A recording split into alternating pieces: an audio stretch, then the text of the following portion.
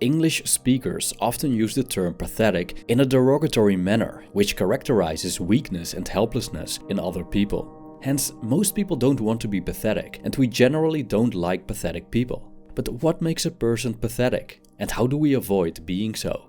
The ancient Stoics might have the answers. The Stoics pursued a mental state called apatheia, from which the English word apathy derived. They saw this mental state as a condition for living in accordance with nature. The latter is a Stoic ultimate goal and virtue.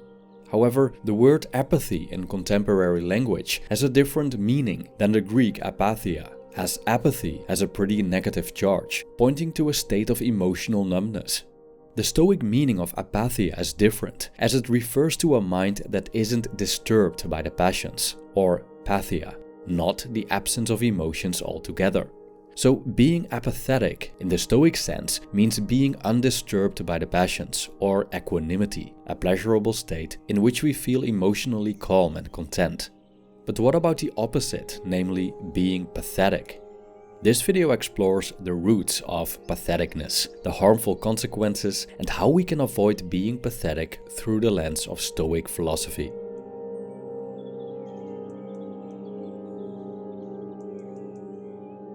Unfortunately, there's a great misconception about the Stoic view on emotion, namely that we should banish all emotion from our lives and become apathetic, or without emotion, interest and enthusiasm. Emotions are part of being human, as most people inevitably experience a wide range of emotions during their lifetimes. Totally suppressing emotions would be akin to repressing our humanity, which probably isn't a good idea. But even though the ancient Stoics were highly interested in emotions and acknowledged the destructiveness that some emotions can have, like Seneca did in his essay of anger, they didn't teach us to cut them out altogether.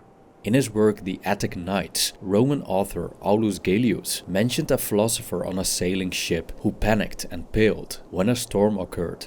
When people asked him to explain his reaction, he grabbed the 5th volume of Epictetus' discourses out of his bag and said, "When some terrifying sound occurs, either from the sky or from the collapse of a building, or as the sudden herald of some danger, even the wise person's mind necessarily responds and is contracted and grows pale for a little while. Not because he opines that something evil is at hand, but by certain rapid and unplanned movements, antecedent to the office of intellect and reason. Shortly, however, the wise person in that situation withholds assent from those terrifying mental impressions. He spurns and rejects them, and does not think that there is anything in them which he should fear." End quote. The 5th volume of Epictetus' discourses is lost, unfortunately. But from this passage, it seems that Epictetus distinguished between passions and proto-emotions. The latter appear instantly and randomly as a reaction to the first impression. Thus, the proto-emotions aren't the problem. However, how we deal with them could be problematic. For example, a man cheats on his wife, who happens to be a Stoic sage, and she catches him in the act. Her initial reaction could be full fright, perhaps even tears, but her well-trained mind quickly puts the situation in perspective. Judging from a place of reason, it reminds her that there's no reasonable ground to be upset. In his book of Anger, Seneca explains the subtle difference between emotions and passions, which clarifies what we've previously explored. I quote, "None of these things, which casually influence the mind, deserve to be called passions. The mind rather suffers passions to act upon itself than forms them. A passion, therefore, consists not in being affected by the sights which are presented to us, but in giving way to our feelings and following up these chance promptings." End quote. But what if we do follow up on what Seneca called chance promptings, or these initial emotions that appear when we encounter something that triggers us?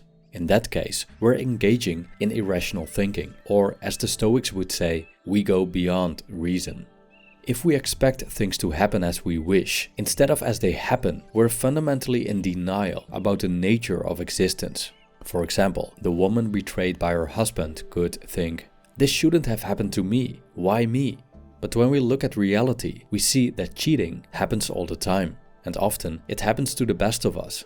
So if we accept this reality, we realize that there's actually nothing to be upset about, as we would be upset at something natural and all too common. Is such a triviality worth affecting our equanimity, especially in the long term? Most people don't think this way. Our default position seems to be one of well-defined desires and aversions and corresponding reactions. We believe that our sadness and anger are appropriate when we consider something we are averse to, and that delight and craving are the proper reactions to something we desire. Moreover, many believe that some things should happen and others shouldn't, implying entitlement. I shouldn't be sick, we might think, or I deserve only the best. Of course, we're not entitled to a desired outcome, just to an outcome. Yet we get emotional when we don't get what we think we deserve and encounter what we think we don't deserve. And the deeper we fall into the endless void of desire and aversion, chasing and avoiding, clinging and repelling, the more life becomes an emotional roller coaster. We could say that such a way of positioning ourselves to the world, so dependent on the whims of fortune, makes us pathetic. The Stoics consider the passions a consequence of irrational thinking. Behind every passion hides a thought process that doesn't conform to the Stoic idea that the external world is not of our concern. What is of our concern? Things within our control, like pursuit, opinions, desire, aversion, restraint, whatever our own choices are. It's not the world that decides our mood, but our position towards it.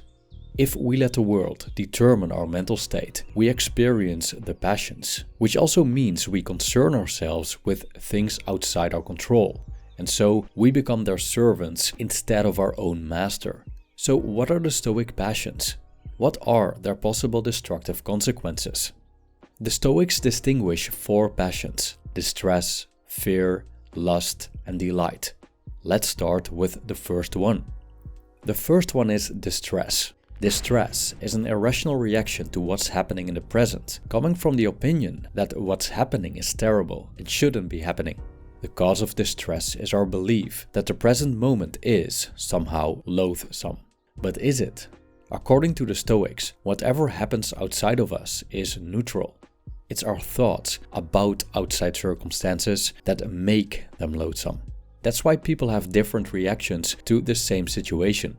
For one person, it evokes distress, while it hardly moves another. An example of this is the philosopher Epictetus, who died painfully because of a bladder stone but remained cheerful. The second one is fear. Fear is another irrational aversion or avoidance regarding things that we believe could or will happen in the future.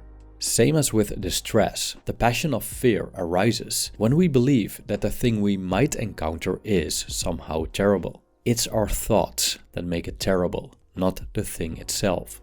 But where fear differs from distress is that when we're fearful, we oppose something that lies in the future.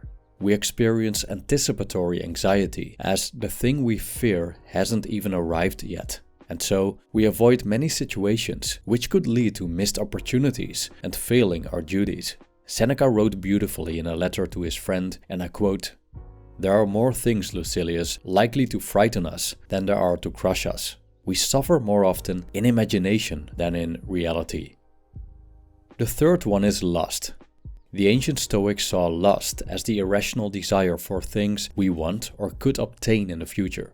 Lust signifies a preoccupation with something not in our control. When we're lustful, we burden ourselves with a strong desire that seeks fulfillment. And when we fail to encounter what we lust after, we're disappointed.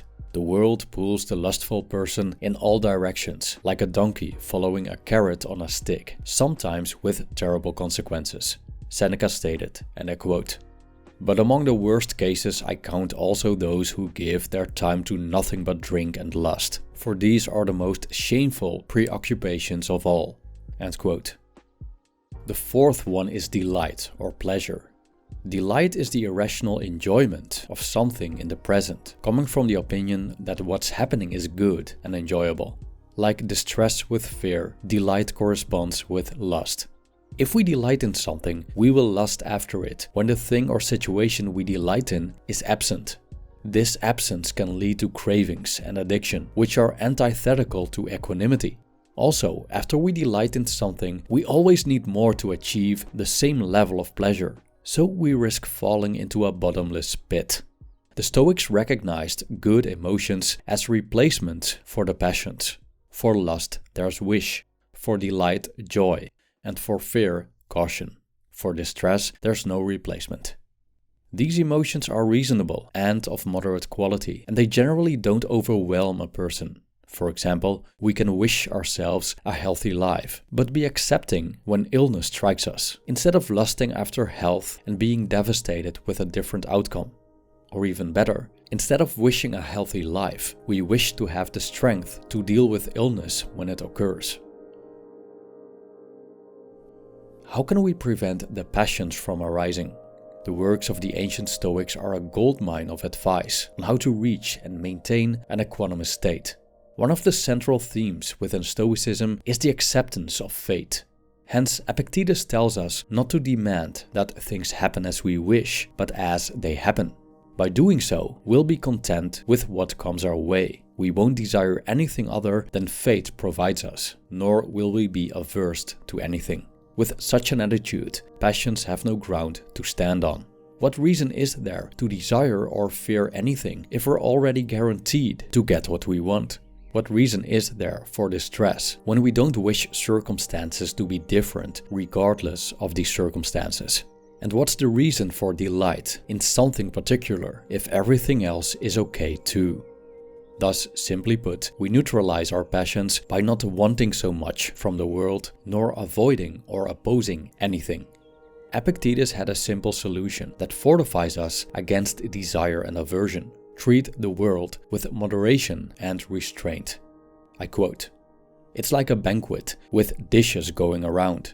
If something tasty stops in front of you, take some if you want. If it hasn't reached you yet, don't grab for it. If it misses you entirely, don't make a fuss.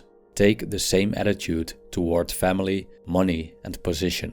Partake of them as they come to you, and there's no blame." End quote. But of course, to abstain from grabbing for all these temptations isn't easy, especially in a world that constantly bombards us with opportunities for delight. The key is practice, meaning that we have to train our attitudes to strengthen them. For every desire and aversion that we wish to conquer, there's an inner quality that we can develop, so we'll eventually get a firmer grip on our passions. For temptations that arouse lust and desire, we have self-control. For adversity, we have optimism, seeing the silver lining, and endurance. For fear and avoidance, there's courage. For unfriendly, ignorant, and disrespectful people, there is compassion. Thank you for watching.